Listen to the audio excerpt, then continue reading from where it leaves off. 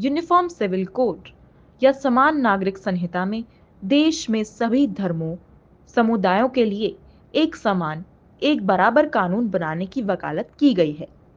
आसान भाषा में बताया जाए तो इस कानून का मतलब है कि देश में सभी धर्मों, समुदायों के लिए कानून एक समान होगा। यह संहिता संविधान के अनुच्छेद 44 के तहत आती है। इसमें कहा गया है कि राज्य पूरे भारत में नागरिकों के लिए एक समान नागरिक संहिता सुनिश्चित करने का प्रयास करेंगे। दरअसल यूसीसी का इतिहास 100 साल से भी ज्यादा पुराना है। यूसीसी का इतिहास 19वीं शताब्दी में मिलता है, जब शासकों ने अपराधों और सबूतों से संबंधित भारतीय कानून के संहिताकरण में एक रूपता की आवश्यकता पर बल दिया था। हालांकि उस समय विशेष रूप से सिफारिश की गई थी कि हिंदुओं और मुसलमानों के व्यक्तिगत कानूनों को इस तरह के कानून से बाहर रखा जाना चाहिए। क्योंकि ब्रिटिश ईसाई थे, इसलिए उनके लिए भारत में चल रही जटिल प्रथाओं को समझना मुश्किल था।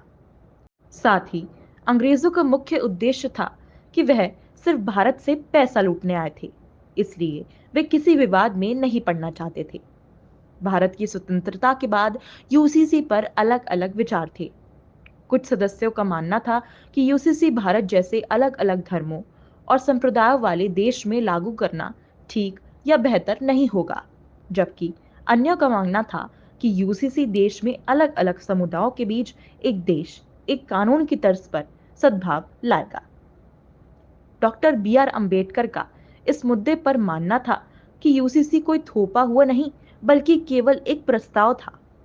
वहीं देश के पहले प्रधानमंत्री पंडित जवाहरलाल नेहरू का कहना था कि मुझे नहीं लगता कि वर्तमान समय में भारत में मेरे लिए इसे आगे बढ़ाने का प्रयास करने का समय आ गया है।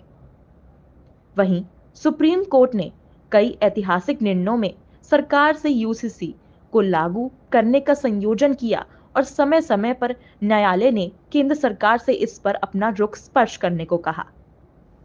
मोहम्मद अहमद खान और शाह बानो बेगम के ऐतिहासिक फैसले में सुप्रीम कोर्ट ने एक तलाकशुदा मुस्लिम महिला की याचिका पर सुनवाई करते हुए याचिकाकर्ता के पक्ष में फैसला दिया और समुदाय के व्यक्तिगत कानूनों की बजाय भारत के कानून सीआरपीसी को प्राथमिकता दी थी। इस फैसले में अदालत ने यह भी कहा था कि संविधान का अनुच्छेद 44 एक बेकार पड़ा हुआ आर्टिकल बनकर रह गया है। हालांकि देश में एक शहर ऐसा भी है जहां आज से नहीं, बल्कि कई वर्ष पहले से यूसीसी लाया गया था। वर्तमान में गोवा भारत का एकमात्र राज्य था जहां समान नागरिक संहिता है। इस संहिता की जड़ें 1867 के पुर्तगाली नागरिक संहिता में मिलती हैं, जिसे पुर्तगालियों द्वारा लागू किया गया था और बाद में इसे वर्ष 1966 में एक नए संस्करण के साथ बदल दिया। गोवा में सभी धर्म के लोगों के लिए विवाह, तलाक, विरासत आदि के संबंध में समान कानून है।